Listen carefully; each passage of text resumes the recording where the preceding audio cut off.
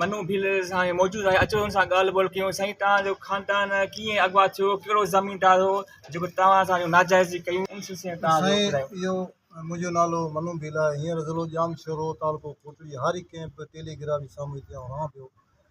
1998 मां ज़िलो मीरपुर ख़ासि ऐं तालुको डिगड़ी ऐं इन मां जेको मुंहिंजा 9 घर भाती 319 दे आहे वरियल महिमान जी ॻोठ, मुंहिंजी एफआर मुंहिंजे साम्हूं पई आहे। उन जेको माण्हू अगवा कया अॼु ॾींहं तक उन मां मुंहिंजो पे आहे खैरो भील, मुंहिंजी वालदा यखू ऐं मुंहिंजी घरवारी आहे मोता ऐं मुंहिंजी धीउ ढेली आहे, मूमल धीउ आहे, चमन मुंहिंजो पुटु आहे, कानजी मुंहिंजो पुटु आहे, जलाल मुंहिंजो भाउ आहे। हिकिड़ो महिमान हो 8 जेको भाती आहिनि मुंहिंजे घर जा आहिनि उनजी एफआर आहे। हिकिड़ो जेको महिमान हो उन सां गॾु जो 9 माण्हू उनखे 98 खां वठी 25 साल थियनि पिया। अॼु ॾींहं तक उन्हनि जो हीअ एफआर पटाणियो आई जी असद जहांगीर कूड़ा कूड़ा वाइदा कया ऐं अॼु ॾींहं तक ऐं इफ्तार मोहम्मद चौधरी हो उन टाइम उन सुठो माने जेको सरकार खे चयूं ये ॾिसो था तव्हांखे मूं में शक लॻे थो पोइ मुंहिंजी जान जी बाज़ी आहे। शक लॻे थो त मनु भील असांजी हुकूमत खे ख़राबु पियो करे। साईं हिते ग़रीबनि खे को इंसाफ़ ॾियण वारो हिते न आहे। हीउ सिर्फ़ु असां अक़लियत सां थिए पियो। छो थिए थो? असीं उन्हनि खे चऊं था मुंहिंजे क़ौम जा हिंदू हू वेठा आहिनि हुते क़ौमी असेंबली में, मनु भील उन आवाज़ु न उथारियो आहे। छो उन्हनि खे कुर्सी जो डपु आहे, मूंखे कुर्सी जो डपु कोन आहे। अलाह जी ज़ात ॾाढी आहे। आउं पाकिस्तानी आहियां, पाकिस्तान वोट मुंहिंजा पाकिस्तान, आउं पाण पाकिस्तान जो आहियां। हा हिते इंसाफ़ वठण लाइ करे वॾी आहे। 25 साल में इंसाफ़ कोन मिलियो, घणी हुकूमतूं थियूं आहिनि। उन टाइम ऐं हिकिड़ो मैसेज ॾियां थो नवाब शरीफ़ तोखे नवाब शरीफ़ तूं मैसेज ॾियां तुंहिंजी 98 मुंहिंजा माण्हू आगा थिया आहिनि।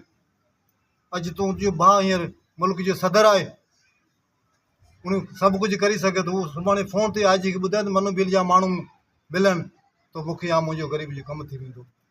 साईं ईअं न करियो। मरियम नवाज़ आहे उनखे आउं ॿुधायां थो अधे ऐं आउं हिकिड़ो ग़रीब आहियां ऐं मुंहिंजो आवाज़ु तुंहिंजे कननि तक कोन थो पुॼे। विच वारा कोन उते पुॼणु ॾींदा। इहो आवाज़ु मुंहिंजो सचो आवाज़ु आहे ऐं मुंहिंजे हक़ वठण लाइ करे मुंहिंजी जान क़ुर्बान। हींअर 5 साल हले पिया ऐं एक्सीडेंट थियो आहियां। कंहिं मूंखे हुकूमत वारे कोन पुॼे। पोइ मुंहिंजी कमेटी जा माण्हू आहिनि या मुंहिंजा दोस्त आहिनि जेको 5 वॾे आहिनि हुन इलाजु करायो। हींअर आउं चेल सां मरां थो, उथिजे मूंखां कोन पियो, मरां थो।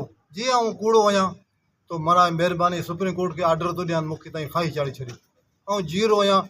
ग़रीबनि सां जेको बेइंसाफ़ी थिए थी असांजी हारी बांडियल लेबर, इन लाइ केरु ऐं हुकूमत जी कंहिं आवाज़ु न उथारियो आहे।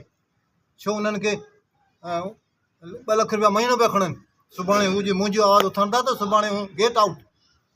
साईं हिते जा हुकुमरान मुंहिंजा माइट आहिनि, क़ौम जा आहिनि, मनु भील आवाज़ु कोन उथारंदा, हू मुंहिंजा धणीअ कोन थींदा।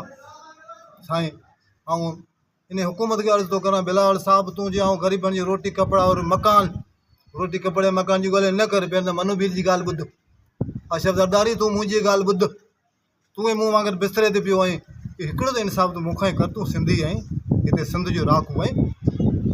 चलो उन्हनि खे छॾियो पंजाब वारनि खे।